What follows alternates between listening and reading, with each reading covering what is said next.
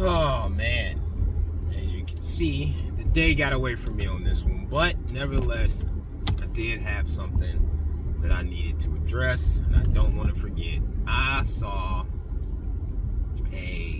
I think it's old actually, but it was a clip from, I believe, Dr. Phil, where Candace Owen is on there. She's on there with a girl named, I believe, Amala is her name. Her last name is, I'm not even gonna try to pronounce because I'll get it wrong. But she's a podcaster. She's on YouTube a lot, and a couple other people. They're not worth remembering their names. But they were on the subject of basically affirmative action. It's now referred to as DEI, but it's the same thing. And Candace and the other young lady were arguing against it. The other two guys were arguing for it. And I'm still amazed that this is still a conversation. Somewhat. I'm not totally amazed by it because I see who pushes it, and it doesn't surprise me. It doesn't 100% surprise me, because a lot of times when I see people talking about it, it's usually a certain demographics, or not certain demographics, certain archetypes of people. A lot of times, unfortunately, it's losers. It's people who lose and fail on a consistent rate, and so because they can't play by the rules of the game, they want to change the rules of the game.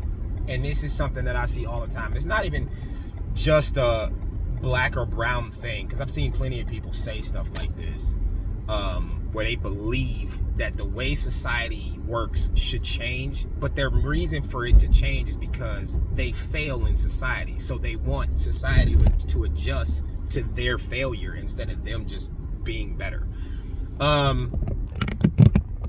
And then the other type I see is people who feel like they're speaking from this altruistic position, not realizing that they're being condescending when they say it.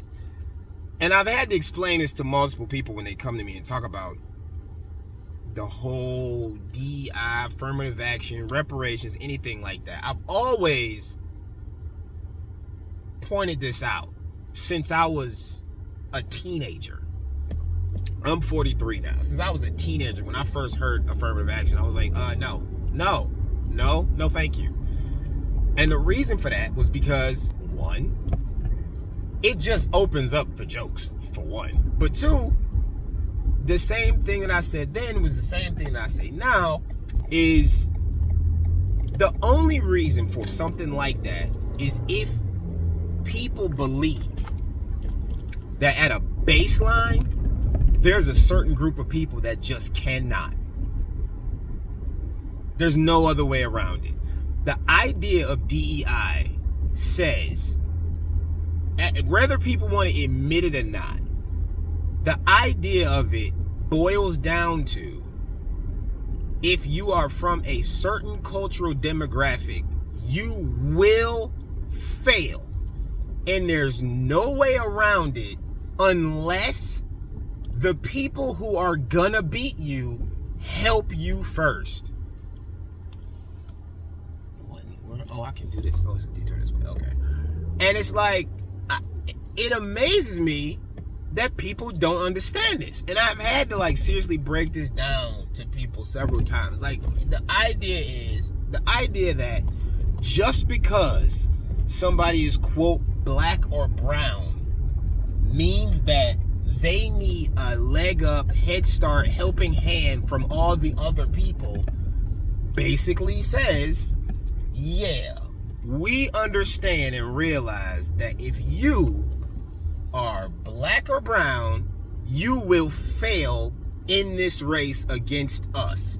So therefore, we're going to give you a little bit of a leg up to help you out, because that's the only way you can even stand a chance in this race that we're running. Not win, just stand a chance. And it's it's insulting in the least.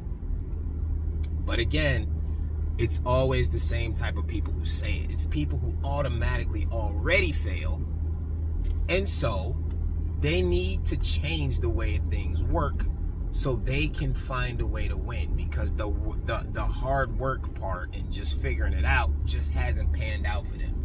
And the other crazy part that I've noticed about this is I'll see people say this kind of stuff when they fail at like traditional societal standards. Maybe don't have some high degree, maybe don't have a high paying career, maybe didn't do like to check all the conventional boxes, but a lot of times they're still high achieving in niche areas. So like for me, I've seen a lot of dancers say this and talk about this kind of stuff. I've seen a lot of artists talk and say about this kind of stuff, to where they're competitive and they win a lot, and they've never held this mindset in their select arenas. I've never, ever, ever, ever seen any of the people who I know, and I know quite a few people who were very high placing in their dance arenas, whether it was ballroom, whether it was studio stuff, whether it was Broadway, whether it was the street stuff. I know people in all those markets, and I know a couple here and there that have talked about this stuff, and I've never, ever, ever, ever, ever, ever, ever, ever, ever heard them say, oh, we need to make sure that we're inclusive of such and such and such, and just give people stuff. It was never like that, because in those arenas, they won. So they were fine with the way it worked then. But then when you translate it over to something that they don't necessarily, then all of a sudden you get all this stuff about how you got to be inclusive and diverse. And it's crazy how when somebody pitches the argument like Candace did, to just focus on merit, oh, well, then why wouldn't, like, it's the easiest conversation ever if you just focus on merit. And then you gotta have, that's when you start getting all these extracurricular qualifiers. Well, then if you have to factor in and I'm like, okay, if that's true, then why are there still winners in these black and brown communities that you talk about that are at such a disadvantage? And why are there still losers in these non-black and brown communities that have all the advantages? If it's so skewed the way you say it is, then how are people still finding a way out and around it? The answer is because it's not the way you say it is. It's not that people are just inherently at a disadvantage just because. That's something you done put in your head, and so you self-defeated yourself, and that's why you lose. And it's not always in the same area. Some people lose in education, some people lose in society, friendships, relationships, some people lose in corporate America, some people lose. Like, it happens, but a lot of times it's because people self-defeat themselves before they even start. One of the things that and I'm gonna close at this one of the things that I always tell my students is, when you say you can't, you told it to yourself 3 times over, because first you had to have the thought, then you had to send the thought out your mouth to say it, and then you had to hear it come out of your mouth when you said it. So 3 times over, you've told yourself, don't even try. And that's what this does. I'm 43. I was around when affirmative action started to be really heavily talked about as a youth. And I remember seeing people in my demographic thinking to themselves, it's not even worth trying because we're not gonna anyway. And then I remember people saying, oh, well, the only way you're gonna get in is because of... So then if you do get it, you already mentally defeated because you think it was given to you and not earned.